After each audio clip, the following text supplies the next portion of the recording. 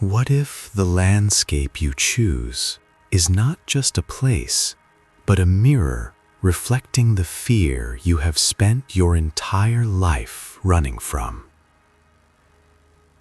Before you, 5 landscapes emerge from the mist. A desert stretching endlessly under a crimson sun. A dense forest where light barely touches the ground. An ocean raging beneath storm clouds.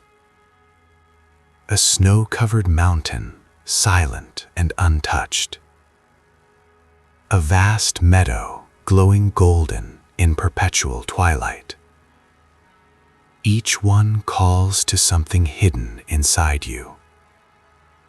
Each one knows a secret about who you really are. Carl Jung believed that our choices are never random.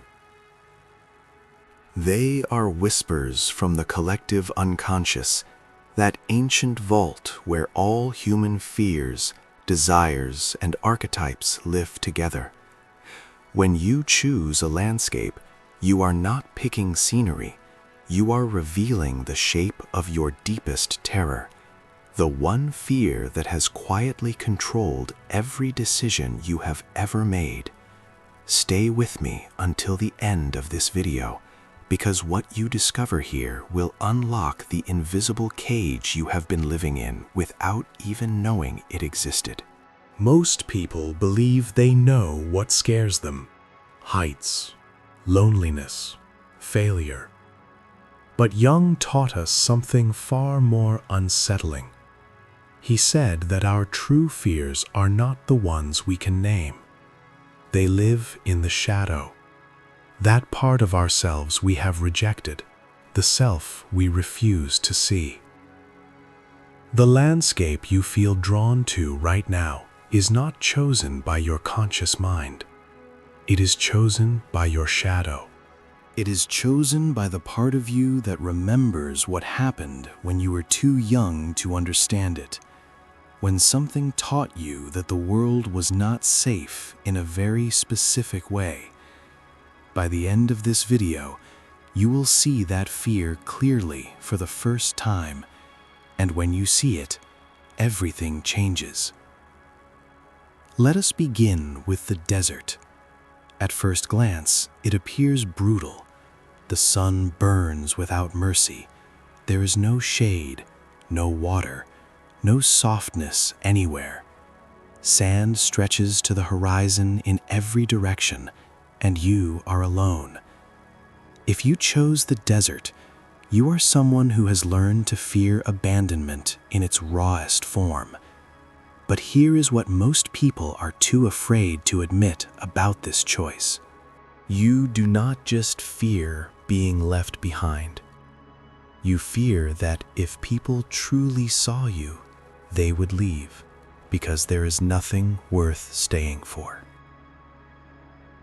The desert represents the hermit archetype in Jungian psychology. This is the self that withdraws, not out of wisdom, but out of protection. Somewhere in your childhood, perhaps you reached out and no one was there. Perhaps you cried and no one came.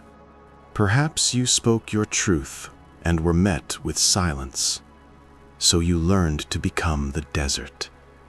You learned to need nothing, to ask for nothing, to survive on emptiness. The red sun above is your suppressed rage. The endless sand is your belief that life is meant to be endured, not enjoyed. People see you as independent, strong, unshakable. But underneath, you are terrified that intimacy will reveal the barrenness you believe exists at your core. You push people away before they can discover that you are, in your own mind, too much and not enough all at once. The desert whispers, if you let someone in, they will see the nothingness and they will leave. So you leave first. You make yourself unreachable. But the truth Jung would tell you is this: the desert is not empty. It is full of life that has learned to survive in impossible conditions. That life is you. Your fear is not your truth. It is only the story your shadow tells to keep you safe from a pain you once could not bear. Now, let us move to the forest. The trees are ancient, twisted, crowded together so tightly that the canopy above swallows the sky. If you chose the forest, your deepest fear is not loneliness. It is loss of control. The forest is where the path disappears. It is where you cannot see what is coming. It is where the rules stop making sense. You are someone who has spent your life building structure, creating systems, making plans, because chaos once devastated you. Perhaps your childhood was unpredictable. Perhaps the adults around you were unstable, and you had to become the stable one.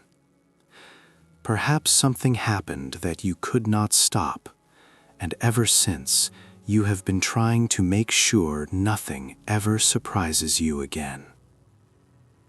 The forest represents the magician archetype, but in its shadow form.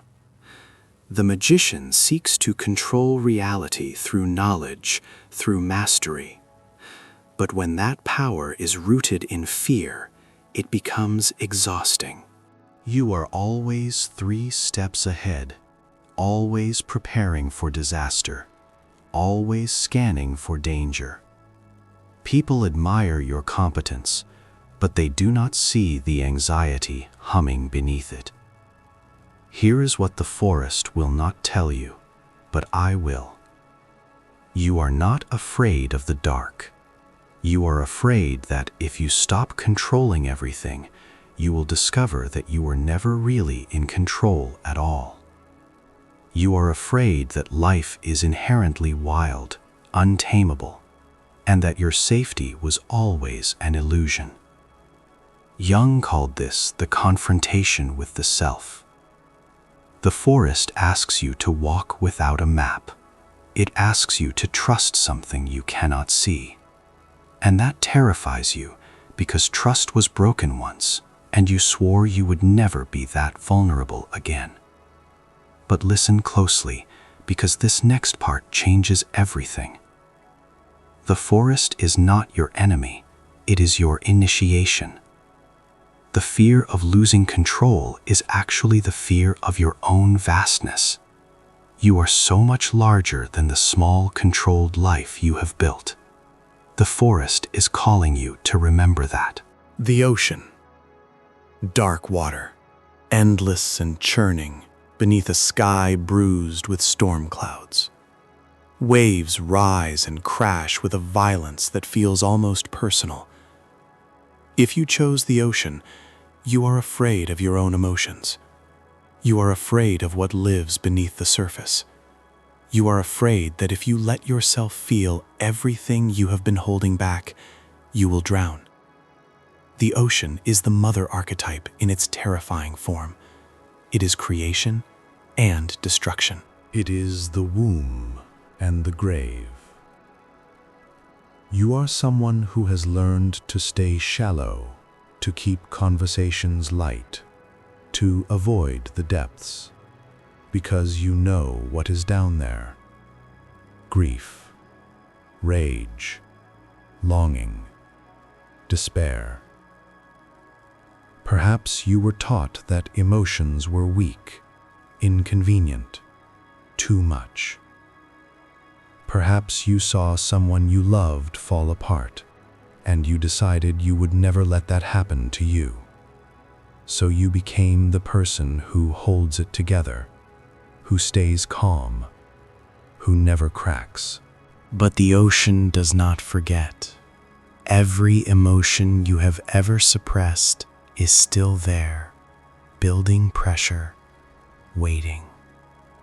People think you are calm, but you are not calm. You are controlled, and you are exhausted. Your deepest fear is not sadness. It is the fear that if you start crying, you will never stop. It is the fear that anger will consume you. It is the fear that your feelings are not just big, they are dangerous. But here is what most people are too afraid to admit about this choice. You are not afraid of drowning. You are afraid of how powerful you will become once you learn to swim. The ocean is not chaos, it is rhythm. It is the pulse of life itself. Jung believed that the unconscious is not something to fear. It is the source of all creativity, all transformation, all true strength. The storm is not punishing you, it is trying to wake you up. You have spent so long numbing yourself that you have forgotten what it feels like to be fully alive. The ocean is asking you to dive, to let the waves take you, to trust that you are not fragile. You are the ocean itself. The mountain, snow-covered, silent, towering above the world, untouched and untouchable. If you chose the mountain, your deepest fear is irrelevance. You are afraid that your life will not matter. You are afraid of being ordinary. The mountain represents the sovereign archetype, but in its frozen state. You are someone who has always felt different, set apart, meant for something more. Perhaps you were told you were special. Perhaps you were burdened with high expectations. Perhaps you achieved early and learned that your worth was tied to what you accomplished. So you climbed.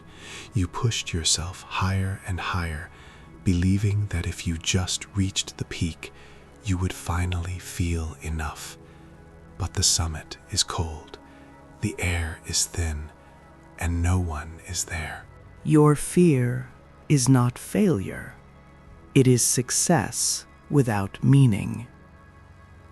It is the terror that you will do everything right and still feel empty. It is the fear that all the climbing was for nothing, that there is no prize at the top, only more silence. People see you as ambitious, impressive, accomplished. But you do not feel impressive. You feel alone.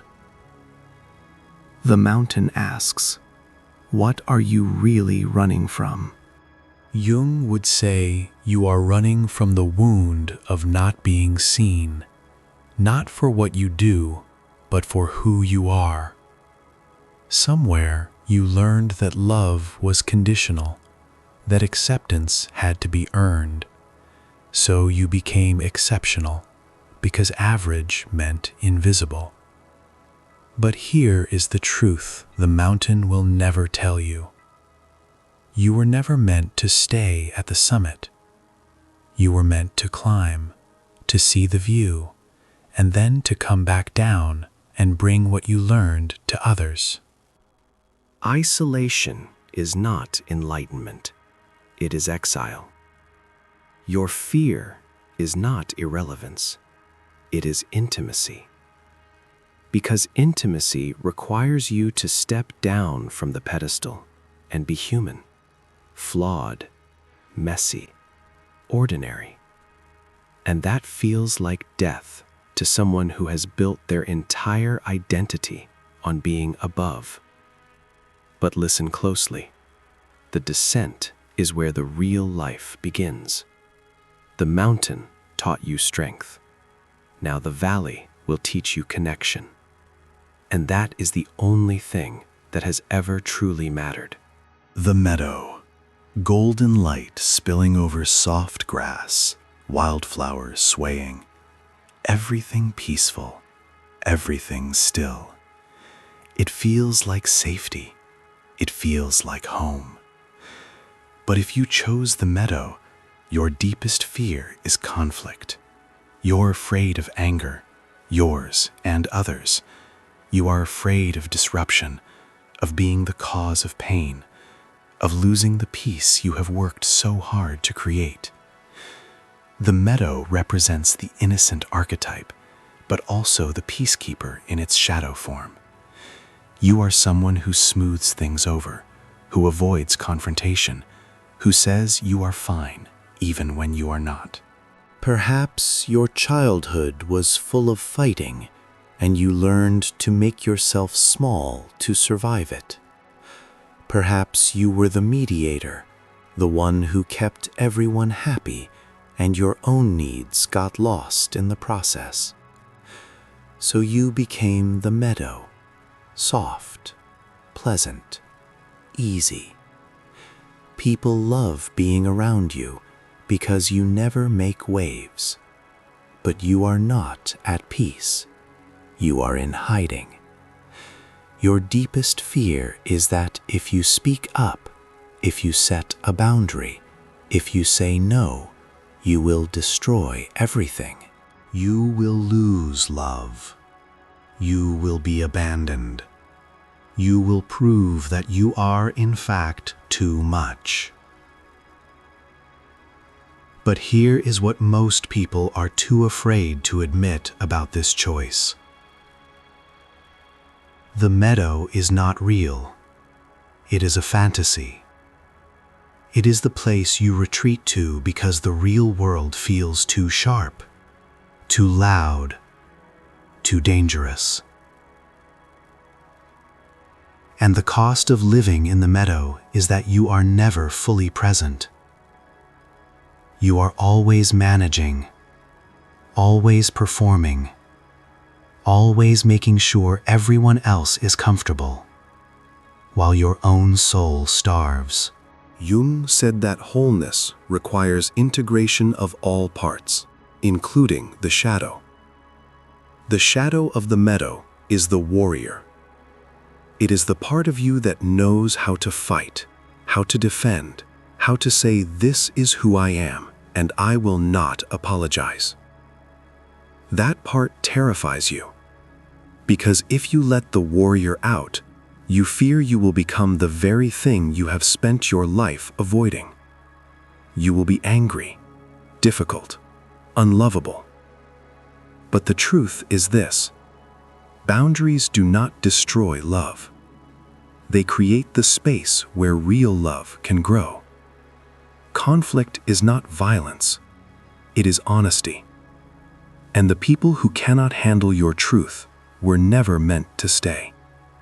The meadow is beautiful, but nothing grows there unless the soil is turned, unless the roots are allowed to go deep, unless the storms come and break everything open. Here is what all 5 landscapes are trying to tell you.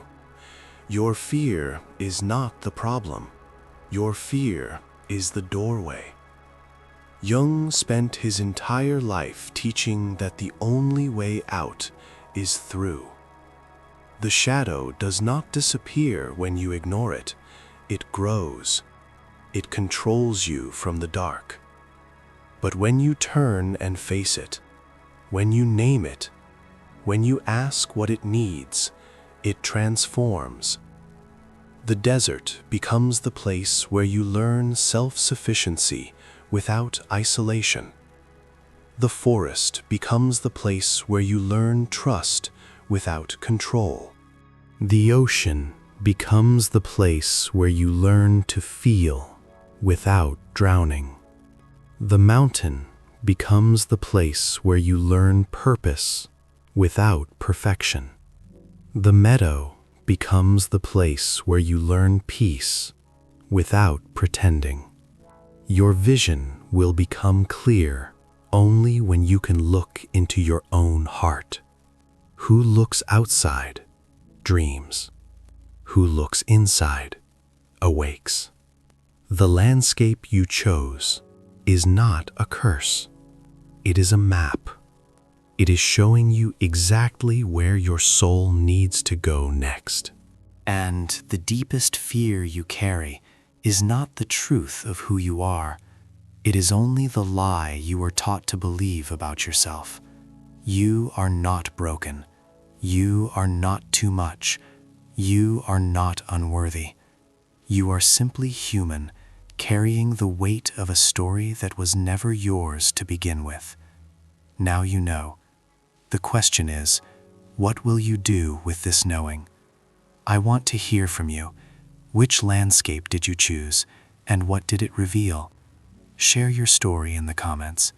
Your truth might be the mirror someone else needs to finally see themselves clearly.